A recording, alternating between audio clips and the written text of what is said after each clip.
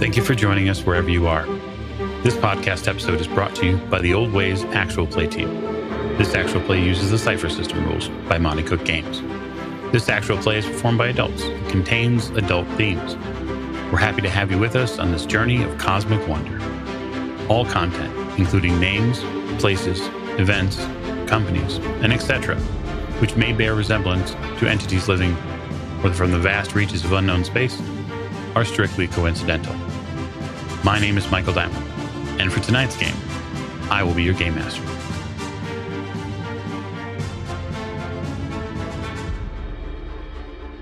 Thank you for joining us again on another episode of the Old Ways podcast. I am your game master this evening, Michael Diamond. My pronouns are he, him, and we're back with our Children of the Periphery series for you. We have an alien planet to explore. Before that, though, I would encourage you, if you are enjoying this series, to stop over to our Patreon page at patreon.com/theoldwayspodcast. You help fuel all of the fun that we have. We have a lot of things we would love to do for you. But now we're going to get to character and player, of course, introductions, which will begin to my right.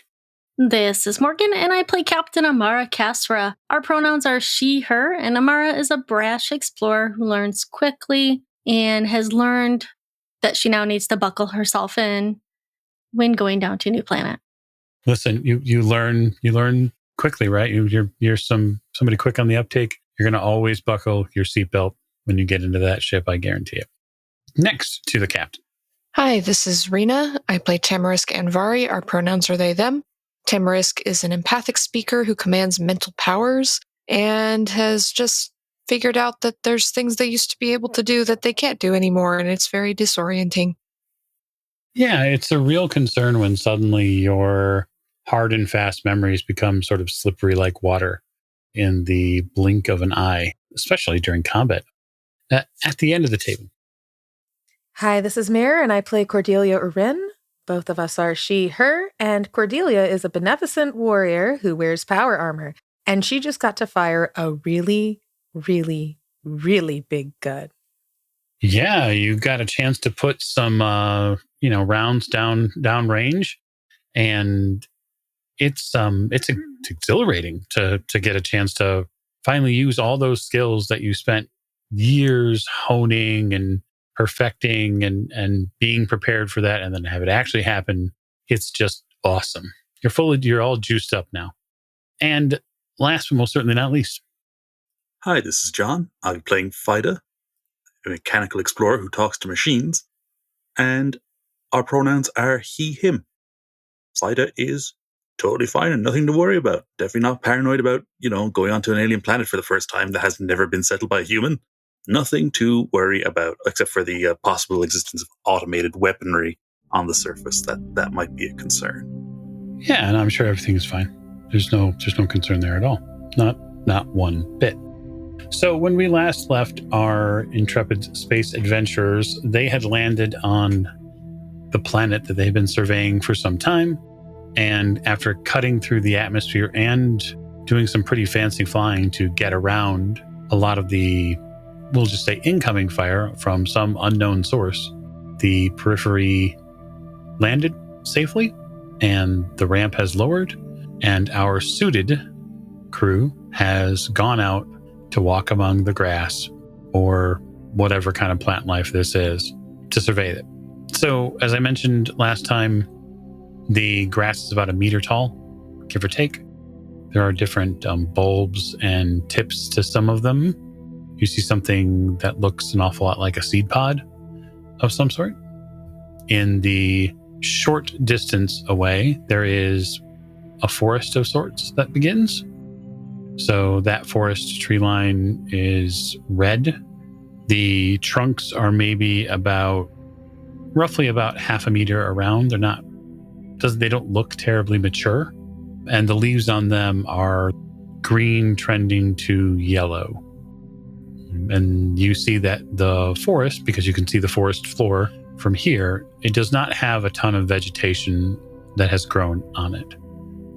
And then around the other side of the ship, just peeking to the right, you see a body of water and a small, not beach area, but more a slow grade until the water line begins. As someone who grew up on an asteroid belt, always seeing planets so alive with fauna and flora and just are there insect sounds, animal sounds? Like I said before, there are definitely some sounds here. I won't necessarily qualify them as animal or insect because you're not necessarily yet aware of what they are. But there is a series of clicking that goes on. It is irregular. Sometimes it appears to come from the left, and then other times it might come from the right. You do have to do a bit of head turning. And there is a additional sonic vibration that is present. Yes, I might find myself instinctively reaching out to touch the plant life, but I don't touch it. I stop at the last second because, again, we had plants living on the asteroid belt, but it wasn't, they were in pots and it wasn't so just living free and breathe in that air. Well, I brought my face mask, but I didn't wear my rebreather. Okay. So you were wearing a face mask, but you're not. No. Sorry. I brought it with. I'm not wearing it. Okay. Gotcha. Good clarity. I appreciate that. Yeah. So the air for you, Captain Kazra, is a little, there's a taste in the air. You're not sure. It's almost slightly metallic. It does sort of remind you a little bit of how some of the other space stations that you've been on, how the recycled air tastes in them. Like it's fake air? I mean, fake is relative, but it's like there's something in the atmosphere that you're not certain what it is. What's everybody else doing? Cordelia is on point. She is keeping an eye on all of the movement. Would it be safe to say that with her helmet on that she could have some sort of setting to kind of like note that, like just like a HUD of some sort? What would you like to note?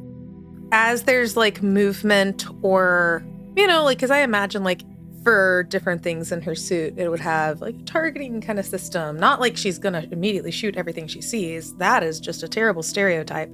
But probably got basic stuff like oxygen level, basic stuff like, power, like the battery meter, I guess, as well as any sort of thing like if someone draws a weapon, I'm sure like it would like be like ping ping, hello, that's bad. Long story short, she is on lookout. She is on Overwatch with this, trying to do that thing where you keep an eye on everyone, like a teacher on a field trip. Okay, I like that. So how about we say this? How about we say that the computer system within the power armor is able to track allies and perceived enemies. We can say that it is able to track power sources.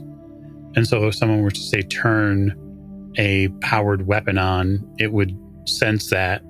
Yeah, I don't have any problem with that. I have no problem with you having a battery meter. That makes tons of sense. The wearer would have to know. And then I would say that the fourth and final thing it should have, because I think we should probably make sure it has some guardrails. I think that it should be able to tell you whether or not a known toxin is in the atmosphere. So if there is something potentially poisonous that it would know, then it could alert you to that. So she just has that. She's on alert. She has a weapon drawn, just in full what she would be doing if this were along with the settler colony. Everything in protective mode. So I'd like all of our crew here to make me a target number 3 perception-based challenge. I get a 16. 14. 17. I'm looking at a very nice flower and I fail. I got a 6. Okay, so, Vida's really concerned about this one specific plant on the ground. Maybe it's, looking at him funny. I wonder if it's a hallucinogenic. For the rest of you, the grass, you watch the grass, the tips of it move a little bit. This section of grass that moves a little bit is about maybe 3 or 4 meters in front of you. It moves from the left to the right. And so it feels like, or looks like, the grass is sort of swimming. Cordelia would gesture at this, trying to get the other's attention and just, hey, watch that. So I'm not the only one who saw that. That's good to know. Yeah. I have my gun pulled. I'm gonna shoot the grass, Captain. I believe the expression is touch grass, not shoot grass. I'm not going to shoot, right? But if it makes a move at me. Cordelia smirks and looks to Tamarisk. Are you going to talk to the grass? And she gestures with a be my guest sort of look. You know, I have the strange feeling I'm being mocked somehow. I don't know why I'm getting this impression. I mean, if you talked to a ball of lightning, talking to the moving grass that could potentially be some sort of creature that would jump out at us like a potential threat, maybe you could talk to it first.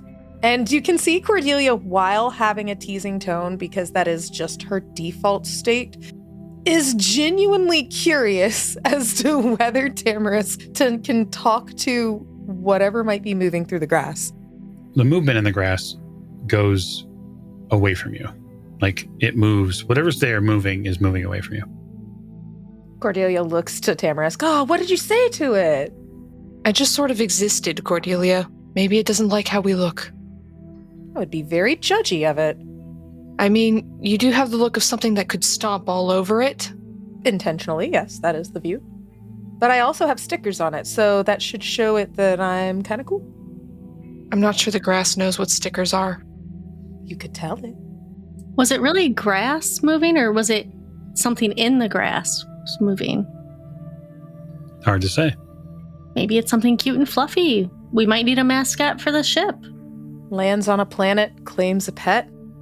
So, Fida, you've recovered from this, and your compatriots are bantering about talking to grass. You have no idea what they're talking about. But while you were sort of looking off in the other direction, you did see that that body of water is fairly close. Getting a water sample would be a good idea. Yeah, I'm just going to take a sample jar from my belt and just be like, team, I'm going to go over to that little still body of water over there, and I'm going to see about getting a shore sample. I don't think I'm going to go out terribly far. I'm just going to go maybe ankle deep.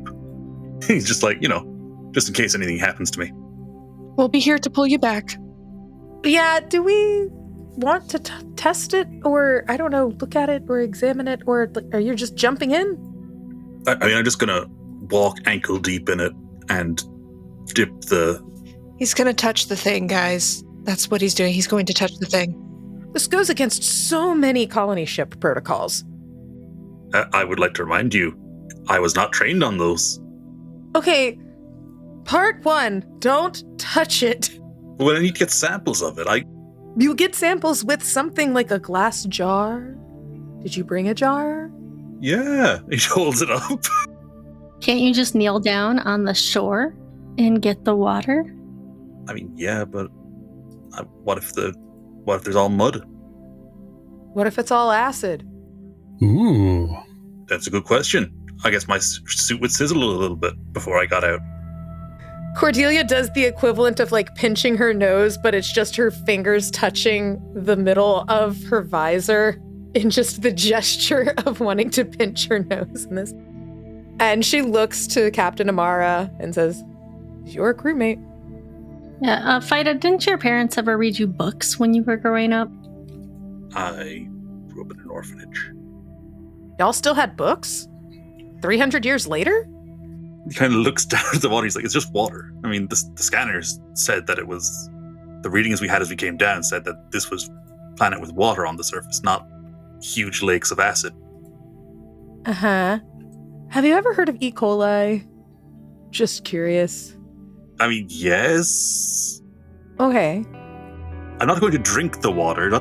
That's fine. This is space water. This is water in space. It could have all sorts of stuff in it. So don't do one of the things we came down to the planet to do. He's just kind of nodding. Oh, to collect it, but perhaps not ankle deep like you're out at Venice Beach or something. You have no idea what that means. Where? Venice Beach, man, it's a great place. You should see it. They've got like all sorts of hot people in their bathing suits there. They roller skate down the way. That was one of the things I was hoping that like wherever we would land, we would have a new Venice Beach. It would be really cool. But I thought you were going to That's say a something. nudist colony, but okay. Oh, there's those too. Depends on the day of the week that you go to Venice Beach. So are we collecting the water, or are we just going to sit here yapping at Frida about it? Fine, I'll collect the water and I'll not go out into the water to do it, even if the water gets really mucky as a result. Yeah, Fido just kind of like goes down. He's like, I didn't think there'd be such a fuss about collecting samples. What are they going to do when I have to collect a soil sample? You reach down and you take up a collection of water. And when you pull that water up, you notice two things very readily. There are these tiny life forms, these minnows, tadpole-esque type things. Oh, to be expected. That flee from you dipping the cup in the sample jar into the water. You pick up several in your scoop. They're no bigger than 10 millimeters. They're not very big, but they're floating around in there, feeding on whatever materia you've also picked up in the water. Mm-hmm. First zoological sample. He's just, he's going to put the cap on and he's just going to be like, well, I mean, I think actually, Mike, what he does is he kind of tries to pour it back out and then take another sample without pulling the little creatures in, because he's just like, I don't want to take a sample of them. I want to take a sample of the water, for one thing. But also, I mean, I don't want to fuck with them if I don't have to. Okay. I'd say that it doesn't take you terribly long to sort of just filter out the creatures. You do have to, be a little careful about it, but you get a cleaner, I use air quotes, cleaner sample. He's just going to turn. He's like, good news. The water supports what I guess are complex life forms. Classifying them would be Kynet's kind of thing, but I think they're little fish. Real small. If you want me to be more exact than that, I don't know what to tell you. You gonna name it? He kind of looks down at the thing and he's like, I hadn't considered naming things. The species that live here already probably named it. They've probably got a name for something, right? Yeah. No, I mean this one in particular. And she points at the jar. Oh. Oh, one of them still got... Well, look, I'm not going to do the whole thing again. Oh. I guess I'll call him Ken. We could get a second jar and get one for fun. He's like, no, I have to use all of these jars for samples. Sample taking is very boring and very and very tedious. However... And we're getting a lot of it done standing around chatting about naming fish. Exactly. I thought you meant like a genus name, and I don't know anything about those. I just know they exist. Listen, it's my first time on a planet that's not my own. This is just gotta give me a break, okay? Like, it's like a cool space fish. We're in cool space water. There's cool space grass stuff happening. I'm having a good time. And also making sure nothing jumps out to eat us, like a space saber-toothed tiger. It's gonna be fine. I appreciate that. Anyway, and you just hear her kind of just cock the rifle and start stepping off to the side. So the available daylight here is somewhat comparable to a planetary cycle that you're used to, Cordelia, so that's helpful. The soil, because I'm assuming that you'll probably also take a soil sample as well to get some reading on what's in the quality here. And the grass surrounding area all seems relatively peaceful. You are noticing a couple of things that make you a little concerned. You have not seen any sort of animals, no avians. You notice so far, any larger amphibians near the water. And certainly you have not seen any larger mammals, or even small mammals for that matter. I think as a spacer kid, Fight is just kind of like, oh yeah, small animals run away from you. That's fine. That's normal. They're like ship's rats. They don't stick around. You snuck up on it somehow. He has no actual experience of being out in the wild. Do we know where the shots were coming from? Like where the energy blasts were coming from? Relative to your current position, yeah, you can get a rough pathway there, probably from Recon. You could upload it to the suits via the ship, and you could get a waypoint. Yeah, I think we should start heading that way. Do we know how much daylight we have left as well? You don't personally, but doesn't mean you can't find out. Yeah, Furcom could send us the planetary pattern as well. Okay. Over the next couple minutes, you get basically a data download. This is super helpful for you to Cordelia because the HUD inside your helmet is able to do essentially 3-dimensional wiring mapping when it's necessary. It's a sort of power intensive process for you, but it gives you like topologies and you don't have to flip through all the different maps. And because you're that sort of person, you probably place recording markers of all of your allies on the map. So that way you could pull up that map display and know where they're at. You begin making your way through this tall grass. As there are no paths that you can readily see, you make your way slowly but surely through the path. The ground here is a little soft. As you get deeper into some of these taller grasses, it looks like the grasses retain a little bit more moisture than you were expecting.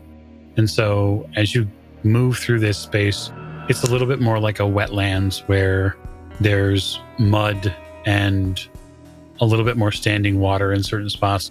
It's not swamp per se because there's not enough overhead vegetation to really like make that sort of environment. This is more like, it's more like a coastal area. The path you are able to make with the four of you comes with a couple of challenges. The first challenge, of course, is just the amount of time you're going to want to spend. By your calculations and with a little bit of help from Recom, you figure you probably have about 4 to maybe 5 hours of what you would consider good daylight. And so you'll have to make an adjustment for how long you want to be in the field for. I particularly don't want to be wandering around out here after dark, not knowing what kind of animals or other beings might be out here. We should either find shelter in a cave or other sort of, or we have to find a stopping point and go back to the ship and then just get a head start early tomorrow morning. I would recommend we go back to the ship personally because we don't know what things live in caves or come back to caves. Or come out of caves. Also that. No, I think the ship would be a good idea, especially for the first night. Agreed. I mean, we've got beds there. No, just like that's a pretty big argument to me. Like, we've got beds on the ship. It would also give us a chance, perhaps through the view screen or whatever sensors are on the periphery, to monitor what is crawling around in the middle of the night. Seems reasonable to me. Okay. So the closer you get to this firing position, the more the rocks and hills begin to come up in your terrain. You begin to face some reasonable exertion. It is no longer just walking around through a lightly waterlogged space. You begin to have to physically exert yourself to get up and around some of these rocks, because whatever position that this weapon or whatever it is that fired at you from, it seems to be in almost a rock face is where it was positioned at. And there's no real good way to get to it because on your immediate left, there is this vast body of water that you're not really sure how deep it is. And then to the right, there are some rolling hills that, again, roll a little bit northward. And so it's not really going to give you an opportunity to get over it. You're going to have to essentially climb over this series of hills and eventually scale a bit of rock to get a real good look at what you're dealing with. And that is when you begin to see something in the air. There are a series of forms in the air. They're elongated, they're winged, and they move in groups. As the rays of the afternoon sun continue to pour down on you, you get alerted to their presence because whatever material their wings are made out of, or whatever's on the back of their wings especially, it gives off this kaleidoscopic effect. And you see powerfully built middle portions of we'll just say roughly humanoid shape that are carried aloft by two wide pairs of wings. And they float and fly down, likely using air currents, and they begin to descend towards the inner portion of this rock face. So, to set the scene totally, there are a series of rocks that align portions of this vast body of water. There is a small dugout portion near the bottom of it, and these creatures are spiraling down towards it. They're a little bit farther out of your vision path. Without some sort of, technological device to zoom in, you can't really get a super well-defined image of them. Yeah, I'm just like, man, what I wouldn't give for a DSLR right now. I was just kind of going to be like, I kind of propose that we maybe don't get too close to that. There's a lot of them. Well, that sounds like a great idea to me, personally, since we don't know what's going on over there. Mm-hmm. Okay, so need to find some place to lay low. That'd be preferable. So is this can I roll like a perception-based type skill? It isn't really a challenge for you to be able to make them out. I am giving you that information, so it is assumed that all characters have seen it. There's no challenge. It's given to you for free. Okay. Does it seem like they're nesting over there? Is that kind of the image that it would look like? Yeah, so you could certainly presume that. The creatures do go below the horizon view line you have. So until you get to the top of the hill, you can't actually see what's going on down there yet. That'll be the next challenge. Cordelia has the urge. How long does it look like, based on especially my monitoring system, would it take to walk over there, take a peek, and walk back? Or run back, depending on if such a need existed. I don't know. It probably wouldn't take more than 30 seconds to a minute to swiftly scale, maybe on hands and knees up to the edge of the hill and look over and get a sort of situational awareness roll. Okay. I think Cordelia is wanting to do that because, again, a lot of her mind is still thinking about the colony ship and where are these folks going to go? And hey, there's all sorts of dangerous things that we've cohabitated with on Earth. Let's just see what we're looking at here. I love that for you. So she just creeps up to take a little peek over. Okay, so if you'd like to do so unobtrusively, then... Yes, I'm aiming for stealth. I would like you to make me a difficulty 4 roll to do so, as there are some things that you do not yet know about what is on the other side of this little view that might pick up on you. Dope. Cool. May I... Just wanting to see what I maybe could have, because that's 4 is a little big for me.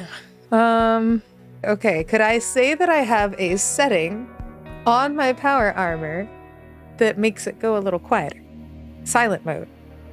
I don't think you have a stealth mode on that armor. Dang. Okay, it was worth a shot. You can always ask. I will say this, though, just so we sort of talk about the armor writ large here. I do think that there is a future opportunity when it comes to your armor and, say, someone who is highly advanced on the technical side, like Vida, who could build you, build in other advantages that the armor might have. Some add-ons. Cool. Okay, I will make that roll. Oh, that's a 17. Okay. Hi. Fabulous. So you hustle up to this space. You work very hard to stay nice and quiet. And as you get to the top of this crest, you begin to see something fairly concerning. I think that's probably a good word to couch it in, concerning. On the other side, down at the bottom, you see, your handiwork, at least that's what it looks like. You see a large hole in the ground where tons of metal has fragmented, or some type of metallic material has fragmented, and something has been what looks like bombed from overhead. There are several of these creatures who are trying to repair it or trying to deal with the damage. It is backed up against what looks like a small outpost. You can tell some of the vestiges of an outpost. There's certain structural pieces, and there's, maybe 5 or 6 of these different creatures. And there is a regimented way that they are going about and doing things. They are being led as one of them seems to point and direct the others. If I had a look at the numbers that we're looking at here, what sort of number would we be looking at? So just staying there for maybe a minute or so and getting a collective count, it's probably at least a dozen. Is there anything else I can glean from what I'm taking a look at here before I start scooching my way back? Yeah, I guess you'd also pick up on the idea that they do have some sort of weaponry. Like each one of them has a device that is slung to them. And you'd know from your own military training that when soldiers are asked to do like hard labor, hand labor, it doesn't mean that they give up the weapon that they carry. They sling it on their back or whatever it is to continue the work, but stay prepared. These creatures have broad heads and very sharp beaks.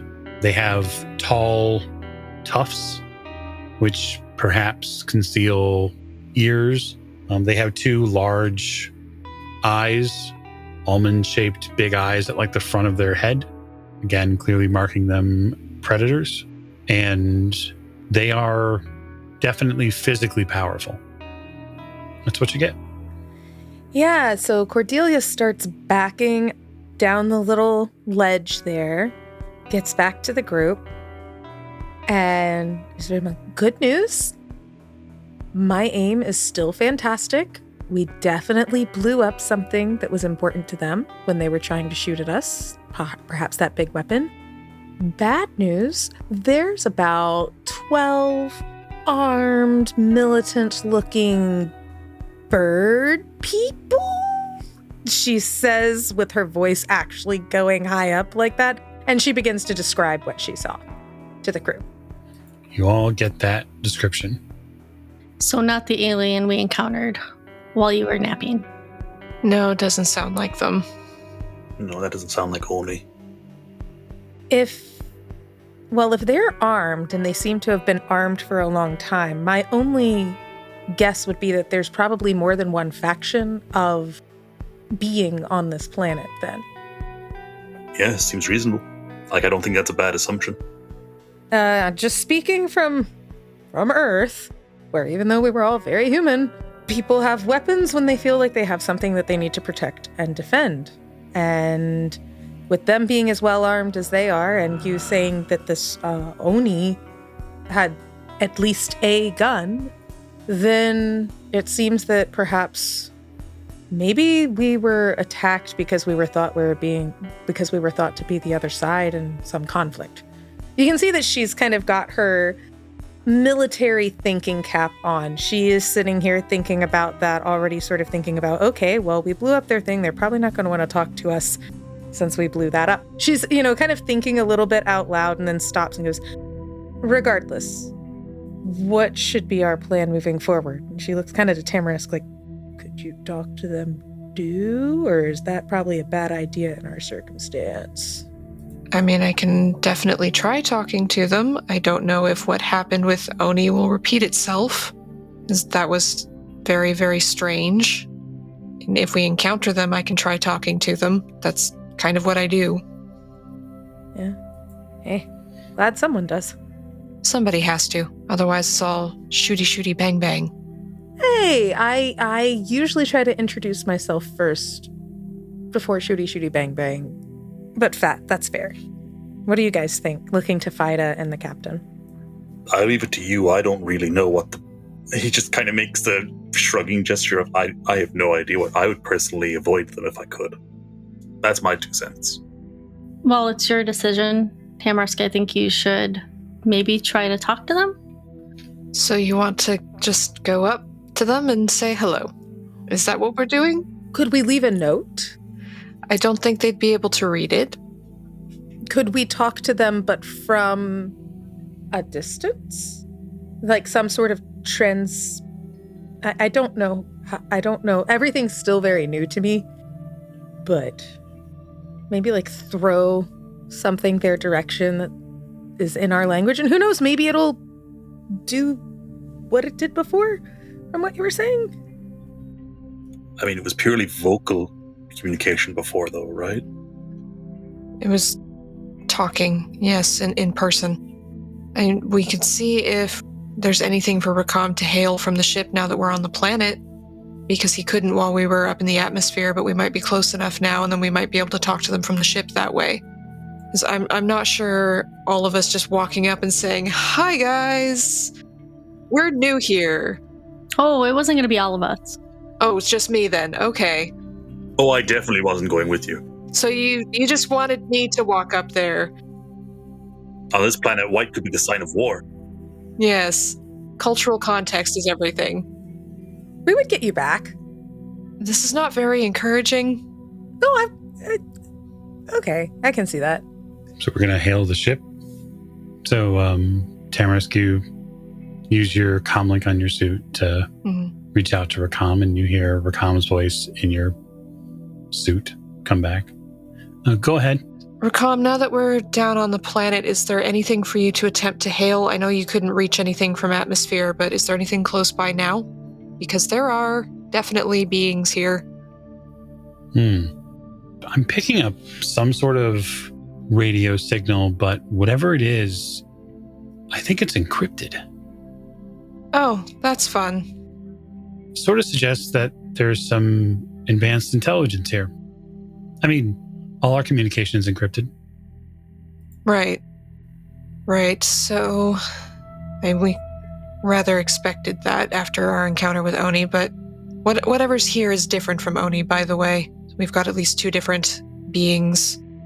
Different? Two different races happening here, yes. Okay, in what way?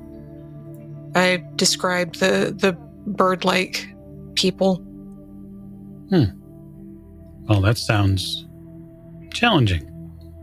Yes, the crew is currently of the opinion that I should just walk up by myself and try talking to them.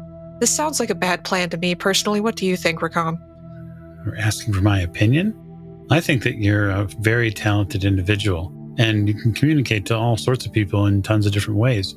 I don't see why you wouldn't try, except that from what I'm hearing, that they're large and winged and armed.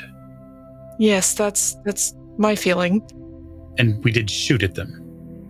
Exactly. Thank you, Rakam, voice of reason. I always do appreciate your opinion.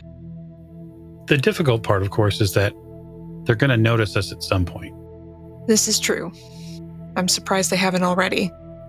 Oh, who's to say they haven't? Also a good point. Thank you, Rakam. Very encouraging.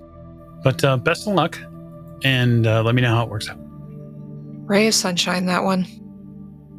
Well, so no real way to communicate with them through ship's communications. But as I've said, and as Rakam has now reinforced, it's probably not a good idea just to walk up and say, "Hello, here I am, let's chat." That seems fair. Did Rakam have any other suggestions about how we might communicate with this alien species? He did not. He said he looks forward to hearing how it works out. You watch a couple of these forms shoot back out of this hole. They're still a distance away, so you're not in immediate danger, you don't think. But they gain enough altitude that probably just naturally begin to ease yourself a little bit further down, hunker down just a little bit in case something comes your way. And then you see them split off into a different direction. You do get a better look at some of the weapons here.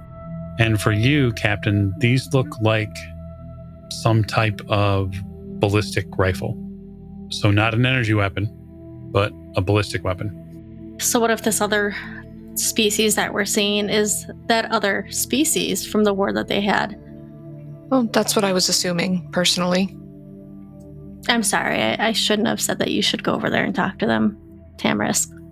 Thank you. I appreciate the retroactive apology. I just wasn't thinking. Excited about a new planet, new things. All right. So what are we doing? Should probably go back to the Periphery for the night. It's safer, it's more defensible. I wouldn't want to be out here at night with knowing that there's other beings around now that we know for sure. We need to figure out a plan for how do we talk to them? How do we make contact in a way that won't get one of us, meaning me, killed? Personally, big fan of not dying. Because we don't want to assume that one side or the other in this conflict is the right side. We don't know them. Although I have an interesting observation. They have anti-air weaponry and no sign of spaceships or other aerial vessels. Like, they fly. Maybe they're gene enhanced to fly or something. I don't know. I really have no idea. I'm just speculating. But, as we're trumping back towards the ship, you'll watch a series of leaves blow through the breeze here. Those yellow and gold leaves blow through the breeze. And they fall on these tall grasses in front of the ship. There's probably, we would say, an Earth fall day sort of amount of them. So maybe 6, 7, 8. Now, the one thing that you have noticed is that there are no leaves on the ground. But as these leaves fall through the air and get blown around, they land on these grasses. And when they land on the grasses sort of clump around them. You watch them bend and move and shift. And you watch the grass deconstruct the leaves as they arrive. Like, one by one, these leaves wilt and disappear into the soil and deeper parts of the grass. I wonder if it does that with human fingers, too. Noting that the captain is not wearing her helmet, Fight is just going to grab a loose strand, and he's just going to be like, Captain, I'm going to need to pull your hair. Okay. He just tries to do it quickly in one smooth motion, just a quick tug, and he's just going to be like, all right, well, let's see how this works. And he just lowers that, kind of brings his hand down near the grass and lets go of the hair and watches it fall. John, I'm going to offer Fida 2 points of experience, one for himself and one for a fellow crewmate, as I'm going to intrude on this wonderful scene with something I think will be fun. Sounds good. I am going to give the second point to Tamarisk, who I'm just trying to keep track of who has what. So I'm just so far I think it's Tamarisk. How very socialist of you. No. What can I say? It's a team effort, Mike. I need all of these people to be alive. That is very true. You release the strand of hair towards the grass, and when you do, something moves against the pattern in the grass. Not the grass moves, but something outside of your visual range moves against it, and it's big, and it's right in front of you, and you didn't realize it before it's far too late. So I'm going to have you make a challenge rating 4 defense roll. Sounds great. Challenge rating 4, so it would be a 12. I can't think of anything to defer this, so straight roll. Ooh, a 6. Ooh, 6. Okay. Interesting. I like that for you. Actually, I don't. Thanks, Mike. I tried to fail interestingly. You should. You just drop this. And as you drop it, something appears against the backdrop of this grass, something that was moving that is now sort of darting out to grab you. And it is wide, probably a good 2 to 3 feet wide. It is faceted, and it blooms in beautiful, azure and purple. And for a moment, it looks like an enormous flower, like the head and bloom of an enormous flower. And it snatches onto the upper part of your body, wholly and completely. I believe the noise Fido makes might be something along the lines of "Blah!" So you're gonna take 4 points of damage to your might pool Okay. as the tips of the petals of this thing bite into your suit. Each one of the ends of the petals, which each petal is probably a good, foot or so wide. It has a long sort of tip at the end of it, and it gets right through your suit. So Fida's going to cry out, "Get it off me!" As I can't see inside of it, but so quick question, Mike, are my arms inside or outside this thing? Oh, 100% inside.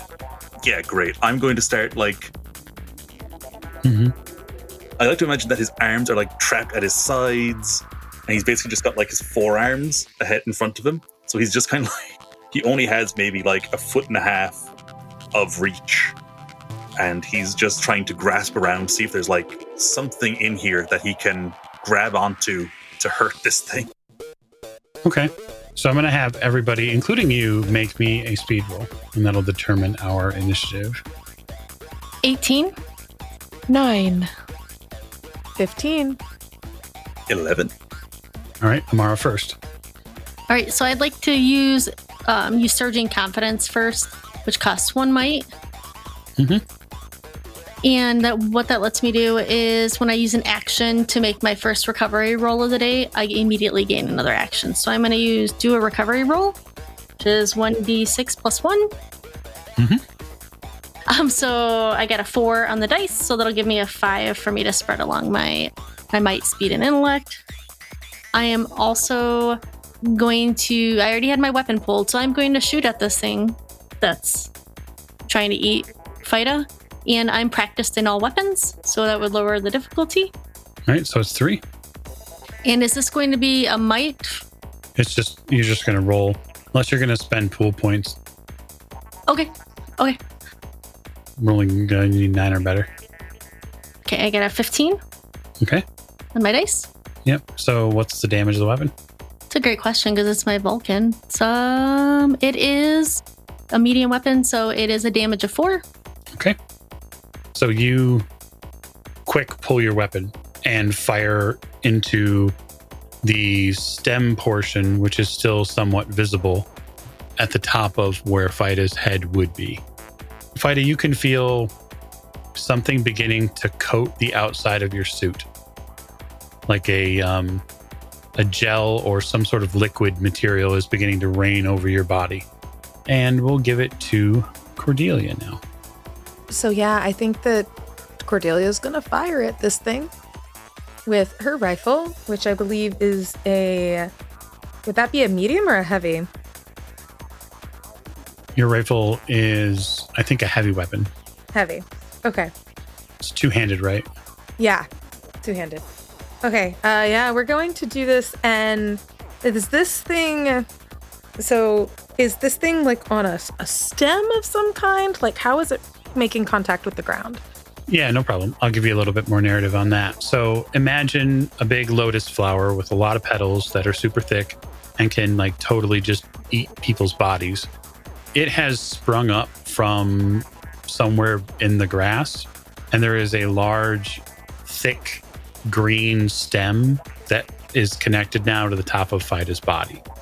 Okay, the stem is connected to Fida's body. Yeah, the stem and the petals have overlaid his body. Okay. I'm going to try to shoot this thing at the source, trying to get away from where Fida's body is. Okay, I like that. So 4 or better. Yeah, Cordelia's going to try to shoot this thing. She is going to use her rifle, and yeah, I think that's basically what she's got. I think she would be able to use combat prowess on ranged weapons if she makes the hit. Okay. Difficulty 4? Yes, difficulty 4. Ooh, okay. That does not hit because that's a 9. Yeah. All right. So you pull up the rifle and you fire to try to, clip the stem or the portion of this plant where Fida's not being trapped under, because obviously you don't want to shoot him, but it goes wide. The plant seemingly adjusts So Tamarisk. So I don't have a weapon.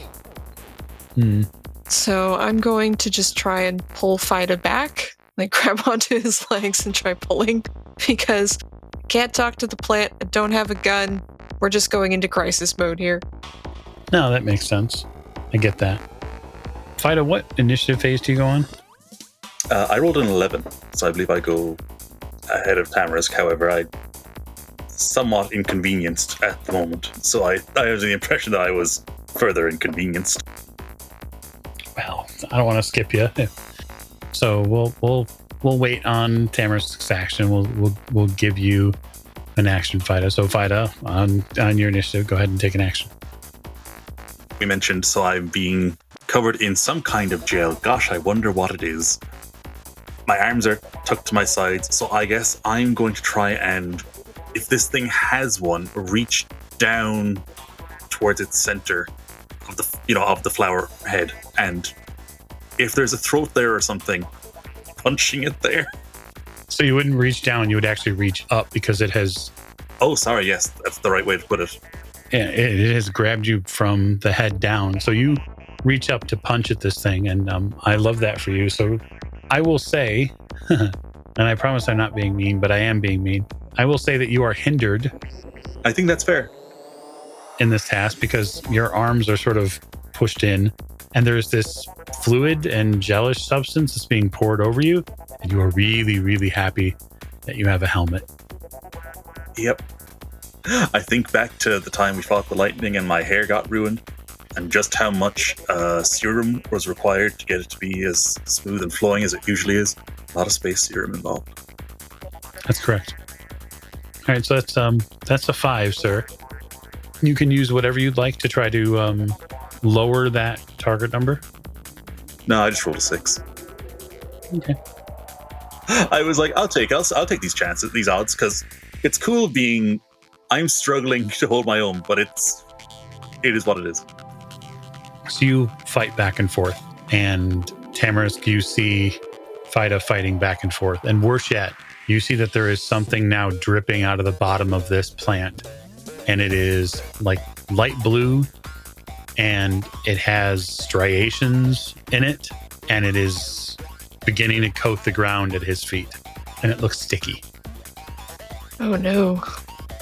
As stated, I'm just going to grab onto him and try and pull him back. I love that for you. So I'll give you the opportunity to try to wrest control of Fida from this plant. And I'll say that it's a difficulty 4 test for you. 17. Okay. You begin to pull him out, and you can see, unfortunately, the petals are still pretty well dug into his suit. And as you pull, like, the entire front and sides of his suit get shredded as you pull this thing almost completely off of him. So the creature gets an action, and on its action, it will release Fida. So it blooms back wide. And that throat that you were looking for, Fida, you see now. And what comes out of it is a spike.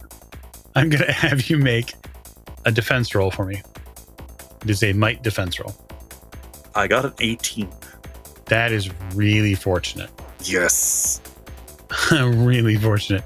So it connects with you, but when it does, it deflects off the suit helmet, and you see another series of fluid come out of the end of this spike that is like tinted reddish, and you avoid it. Yeah, no. The blue stuff was bad. The red stuff is probably much, much worse. And so we'll return to the top of the round, which will see us return to Captain Amara. All right, so then I will want to shoot at it again. Okay, go right ahead. Because it is bloomed back now. It's standing taller? Yes. Okay. It does not currently have a victim. All right. I got a 6 on that. Okay, you fire. It goes wide. Do I get 2 shots on this weapon or just 1? I don't know. What do you know about your weapon? Well, it came from the third horizon. I think you get 1. Well, god dang it. But I appreciate you asking. Okay, Cordelia. This thing has released your crew member, but whoa, this thing is way more dangerous than you first thought. Yeah. Gosh, now would be a time I'm making a laundry list of add-ons that I want to have to my power armor, one of which being a flamethrower for times such as these. You know what? Can I ask? Mm-hmm. Could I ask if I could have? Can I have like a sword in my arm? I don't have a problem with you having a melee weapon inside the suit. I think it's a fantastic idea. Cool. Great. I couldn't remember if I had. So yeah, so I would like to, at this point, we're going to try and use she's going to activate her suit where a sword, a large blade, comes out of her right forearm, maybe even her left one as well. For fun. Left or right, just make a choice. You're only getting 1. Come on now. Okay, it's worth a shot. Out of her right forearm, and she is going to make a run at this thing and try to slice at, just trying to catch whatever she can with it, whether it's petals, particularly that spike thing, the vine, something she just needs to physically slice at this thing. Okay, go for it. Great. What's my difficulty? It's difficulty 4.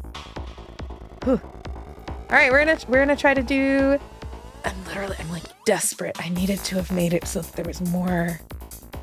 So you can spend effort before you roll. That's the key thing about effort. It's got to be spent before you roll. Oh, okay. Yeah, so I'll spend effort in my might pool. All right, so do you have... And I have an edge in that too. All right, so it costs you 1 less. Okay, so that's a total of 2. So now the difficulty is 3. Okay. So that'll put it at 9 to beat. And I rolled a 16, so yay. Okay, so this is probably a small weapon. Small by comparison to the rifle, so it's a hand blade, so it's going to do 3. Yeah, so you rip into this thing with the forearm blade. You see it recoil, and it seems to almost the petals flare out a little bit, and it seems to turn its face a few times as if to consider who to go after next. So speaking of next, a fighter. Is the spike still out, Mike? Yeah, it is. It actually seems to be coiling back into the throat of the petal. Mm-hmm. I would like to try and maybe grabbing the spike's not a good idea. So, on the other hand, I'm going to grab the spike anyway. My hope is to try and wrench it free, or at least strain it or dislocate it in some way. I mean, I am kind of a little Doom guy right now. I've got my helmet on, my arms are exposed. All I need now is a pair of iron gloves to protect my forearms. That's right. But yeah, so that's my intention, to try and rip this thing's spike so that it can't harm my crewmates or myself. Okay, so because you're going to try to damage it directly, I'm going to stage up the difficulty of it. So it would go from 4 to 5 because you're basically targeting a specific portion of the creature. But yeah, so it's 15 or better unless you have a way to drop the difficulty. No, I don't. I'm just going to roll it. Cool.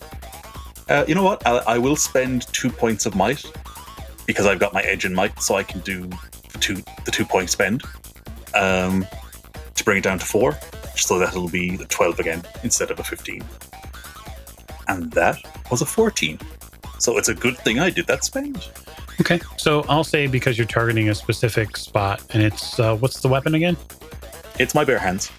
Oh, okay, yeah, so you're just ripping and tearing. This is going to be a little gross. You get a hold of the material that is connected to this thorn, this prong and spike, and it feels like a real thick umbilical cord. Like it has a fluid, and you can feel there's like some tension on it as it's trying to retract, and you've got a hold of it and you're pulling on it, and you can see that the flower petals around you are trying to sort of descend around you, but they don't want to fully grasp you because whatever this plant is, it's dealing with the fact that you sort of have it by the tongue. But you do damage to it a little bit, and you have damaged or prevented that thorn from attacking. Yeah, I think my main goal here is to hold it by this and like pull to try and I think my idea is because it opened up so it could do that spike. So in Fida's head, that means the plant might not be able to close if this is out, and also if I can control this, I can control it to some extent. It's like gator wrestling, but the gator's covered in poison and hates me. Well, I mean, that's pretty accurate anyway. Okay. Tamarisk, it is now your action. You have a lot of very heroic friends, it seems. Yes, so I'm going to attempt to aid through my actual skills, which is words, because my encouragement skill is an action. Yep. I don't know if it would apply to just the next person to act or... I think it applies to a person of your choosing. It says allies within short range. Oh, well, then it's everybody. Okay, so for the entire duration of while I'm doing this, so I'm just going to start talking and keep talking while they are acting to ease the task by 1 for an attack. Okay, yeah, you, it's not just encouragement. It is actionable data about what the creature is doing, how close people are to one another. It's not mothering, it's more just giving timely advice. Calling out where pieces are moving because I'm standing further back so I can see the whole piece. Yeah, absolutely. It's either that really, or as in a former life as a, dancer, you could certainly, perhaps prepare something to entice the plant. I don't know, distract it. I'm not going to entice the plant. I'm not that kind of bard. Yeah, oh well. Not yet, anyway. Listen, there's always next session.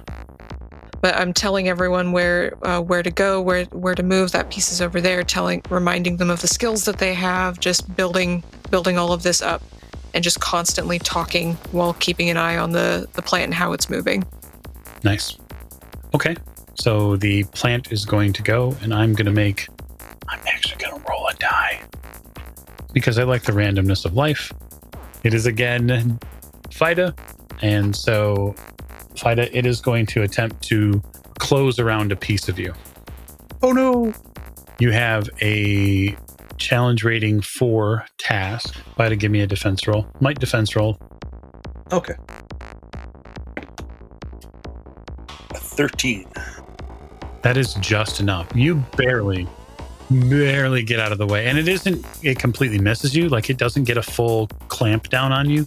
And you feel the long sort of pronged teeth that are on the end of each one of these petals just sort of graze over your skin and then the suit.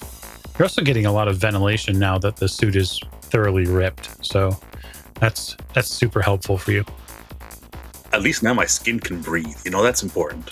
Oh, no, I agree. And there's also this weird goop on your skin. We'll get back to that, I'm sure. I hope it's not going to cause some kind of horrible irritation. Get the Benadryl quick. Captain Kazra. Yeah, I'm going to go shoot at this plant flower lotus thing again. Go for it.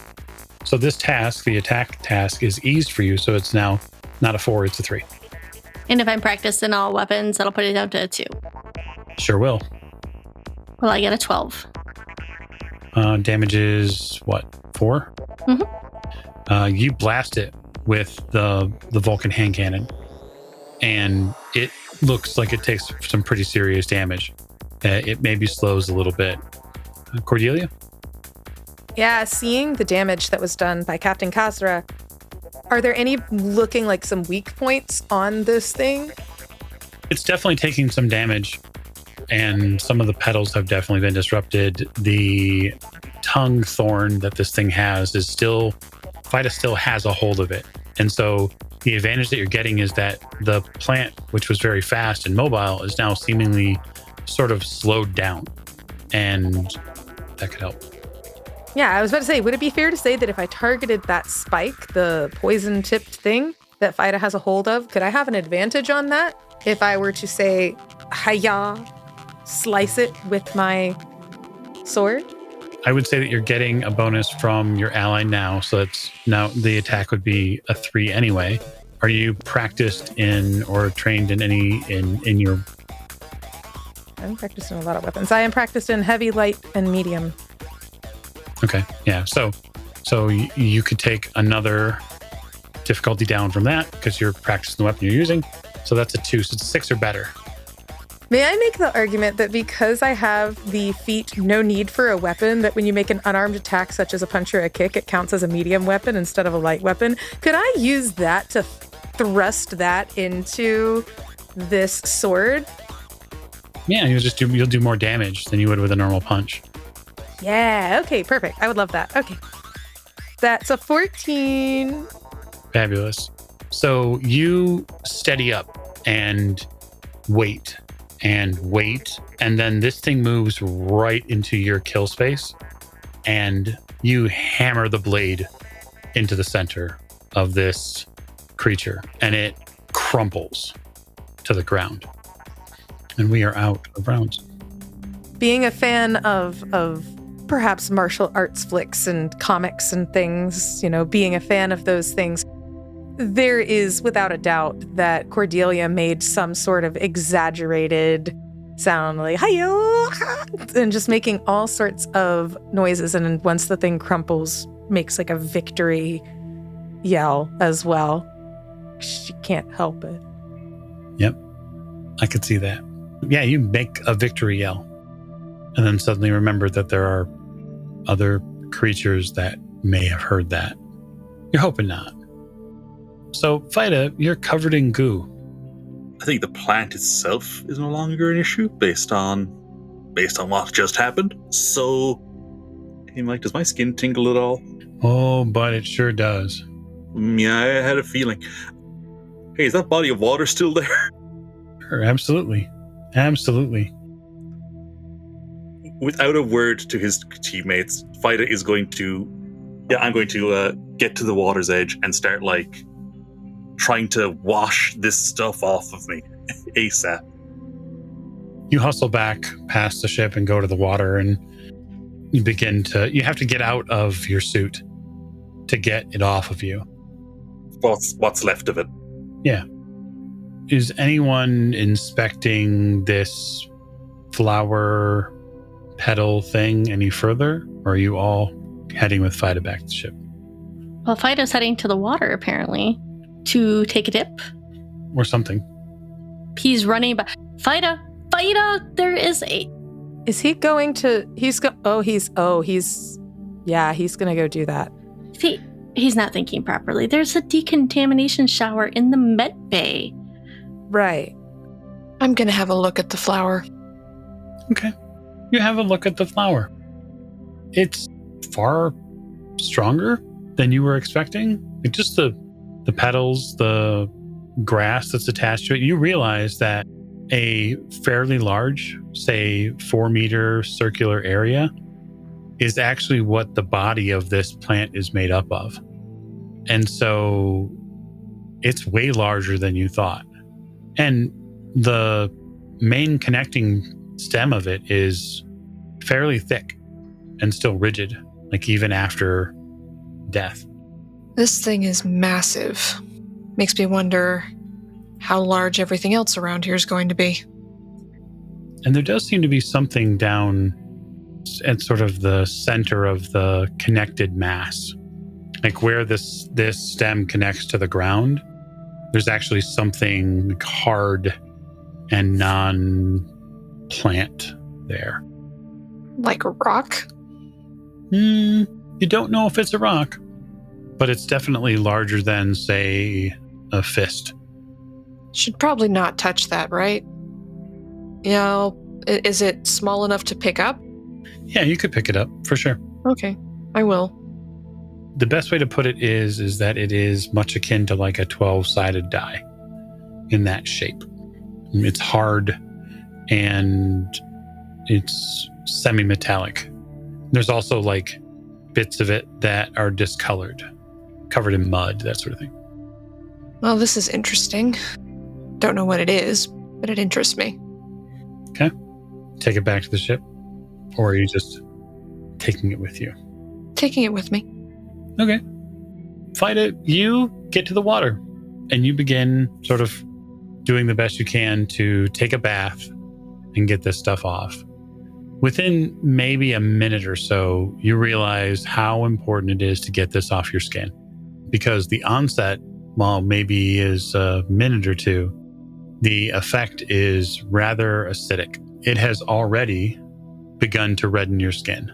And it's sort of like Nair. I was going to say, I was like, my chest hair. Yeah, you can kiss that goodbye. No. You get unceremoniously shaven, really by your own handiwork. There are large patches of your chest now that have wide red marks on them. And you see the skin not bubbling or whatever, but like there's a significant reddening of your skin. I don't have any blistering or anything though, yeah. Just kind of warm tingliness. Yeah. Only 1st-degree burns. Nice. Yeah, he's just going to keep lathing the just handfuls of water, and he's like watching his hair come away, and he's just like, oh, icons, damn it. He's just, his forearms are now shaven, which is weird. Mm-hmm. Like, the suit, I imagine some of it, like, where the edge of the thing was, is still like, he can smell it. Oh, yeah. As the acid is kind of eating away at the polyester, whatever polymers are there. And he's just like, well, that's us down one spacesuit. That's not ideal, but I'm still alive. I'm still alive, and it's fine. And he just keeps lathing, and he's still got the helmet on the whole time. Mm-hmm. Mm-hmm. Eventually stands up, goes back to the ship, gets in the shower, the decontamination shower. Has to strip off the bottoms, but what you gonna do? But eventually, I'm glad to know that I'm alive, and that we have a source of acid. Wonderful. So you all head back to the Periphery. You get a good look at Fida's new look as he stomps his way off to the decontamination unit. And Tamara seems to have found something in the muck. And I think that's a wonderful place to park the episode now and look forward to all of the potential hijinks next time. So thanks for listening.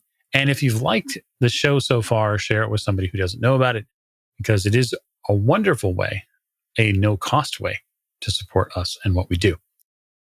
Thanks so much. Good night.